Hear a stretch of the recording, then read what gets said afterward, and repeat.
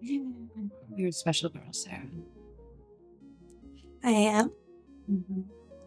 I just had this fantasy. We would be best friends. I love you. I love you too.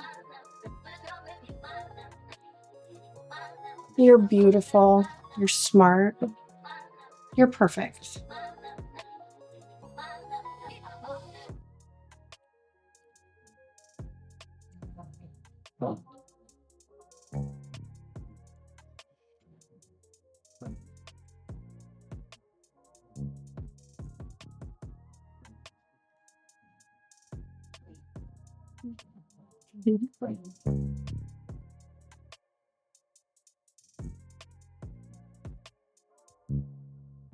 Scene 3, featuring Kenzie and Bunny, unfolds as a deeply intimate and emotionally layered moment that captures the fragile yet transformative power of queer female connection, centering women's experiences of vulnerability, longing, and the search for self-worth in the face of societal expectations and personal heartbreak.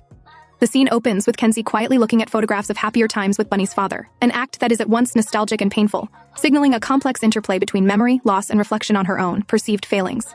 And it immediately situates the viewer in a space of emotional honesty that many women and LGBTQ+ audiences can recognize as profoundly relatable. Bunny's gentle admonishment, "Stop torturing yourself," and Kenzie's response, "I'm just trying to understand what I did wrong," reveals the layered burden queer women often carry, the internalization of blame, and the need to rationalize emotional outcomes in a world that frequently delegitimizes their experiences.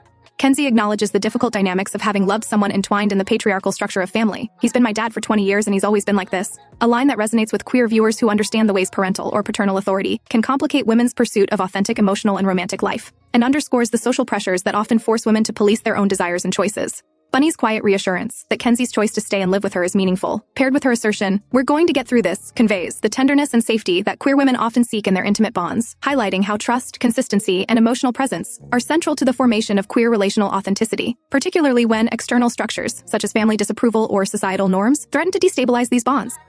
The dialogue deepens the theme of self-doubt and societal pressures when Kenzie wonders aloud, "But I don't know who else is going to want me. Who wants a divorcee?" And Bunny's immediate response, emphasizing Kenzie's intelligence, humor, and beauty, not only counters the internalized stigma around age, relational history, and perceived social inadequacy, but also models the kind of affirming, radical empathy that can transform how women see themselves and their worth. This exchange embodies a queer truth: love between women is both a mirror and a mirror maker, reflecting the validation that has been denied elsewhere and generating the courage to accept it internally. As the scene progresses, small gestures, such as Bunny noticing Kenzie's scent, and Kenzie offering it to her, though innocuous, in action, function symbolically as exchanges of emotional trust and physical presence. Tangible reminders that queer women often inhabit spaces of subtle intimacy that affirm existence without the need for performance or spectacle. The repeated declarations of love, "I love you," echo with layers of hesitation, acknowledgement, and mutual recognition, demonstrating the careful navigation queer women undertake when expressing feelings that might be socially stigmatized or perceived as disruptive. The push and pull of authority and desire, with Kenzie asserting, "I'm the grown-up, I shouldn't let this happen," and Bunny responding, "Please, you have to stop this. I've waited so long for this," articulates the tension between self-regulation imposed by societal expectations and the authentic need to claim one's emotional truth. Here, the scene becomes a microcosm for the broader pressures queer women face, to minimize, rationalize, or even hide feelings of attraction and attachment for fear of judgment, both external and internal. The negotiation of these conflicting forces, authority versus vulnerability, self-protection versus emotional honesty, reflects the lived experiences of many LGBTQ+ viewers who must constantly balance safety, desire, and visibility within relational and societal contexts that remain unprepared to fully witness queer love between women. Moreover, the scene's quiet, domestic setting emphasizes emotional intimacy over spectacle, creating a framework in which the audience is invited to inhabit the subtleties of female desire and companionship without reliance on sexualization. The repetition of small gestures, pauses, and tender affirmations underscores how queer women often communicate longing and care in ways that are coded, cautious, and highly relational, and it affirms that these moments are valid, authentic, and deeply moving. The vulnerability displayed, Kenzie grappling with feelings of inadequacy and Bunny asserting her desire despite the risk of societal or internalized condemnation, mirrors real-world pressures on queer women to justify their love, to temper expressions of desire to prevent disruption, or to negotiate the complexities of parental approval and internalized heteronormativity.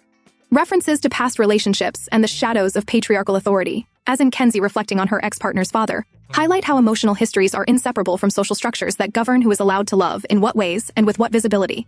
This lends the scene a profound resonance for LGBTQ+ audiences. It is not just about the connection between two women, but about the courage required to inhabit that connection fully in a world that often refuses to recognize it.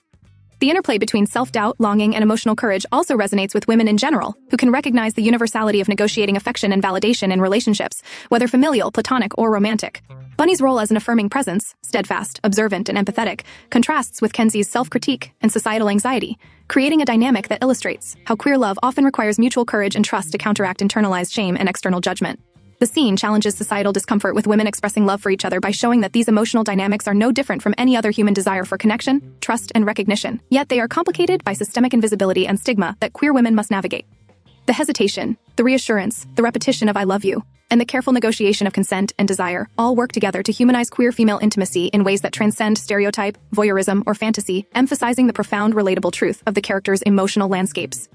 The dialogue also subtly examines how parental and societal frameworks shape queer women's self-perception, with Kenzie questioning her desirability and Bunny responding with affirmations that counteract these internalized constraints. For LGBTQ+ viewers, this reflects the real pressures of coming out, navigating family expectations, and finding self-worth in environments that may not fully accept them. Fathers and other authority figures, whether explicitly present or symbolically invoked through Kenzie's reflections on her failed relationship and her status as a divorcee, represent both the internalized and externalized pressures that shape women's relational behaviors and self-esteem.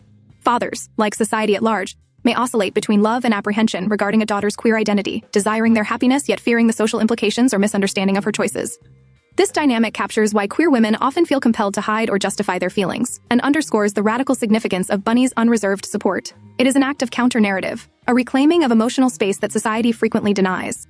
By centering emotional truth, mutual care, and gradual vulnerability, this scene affirms that queer love is not inherently disruptive or dangerous, but is deeply human and profoundly formative. Kenzie and Bunny's connection is a narrative of becoming visible, of daring to acknowledge desire, and of affirming the value of emotional authenticity, even in the face of societal discomfort. Their exchange exemplifies how queer women cultivate safe emotional spaces, negotiate boundaries, and embrace intimacy, modeling for LGBTQ+ viewers the emotional courage required to claim both desire and self-worth. At the same time, it invites all women to recognize the universality of these experiences. Longing, fear of rejection, and the need for affirmation are not unique to queer relationships, yet they are often intensified by systemic constraints that queer women navigate daily. Ultimately, the scene functions as both a mirror and a model, a mirror reflecting the nuanced, tender, and courageous inner lives of queer women who must balance desire, fear, and authenticity, and a model for audiences seeking truth and representation. A truth that privileges emotional resonance, visibility, and the complexity of love over spectacle or taboo.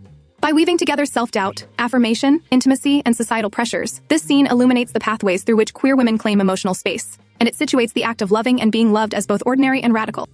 For women and LGBTQ+ viewers seeking authenticity, Kenzie and Bunny's moment offers a profound recognition that love between women is valid, necessary, and transformative, and it reminds us that becoming visible, in speech, touch, and presence, is a radical act of self-affirmation, courage, and truth, one that resonates far beyond the screen into the lived experiences of anyone who has ever navigated desire, risk, and the yearning to be fully seen.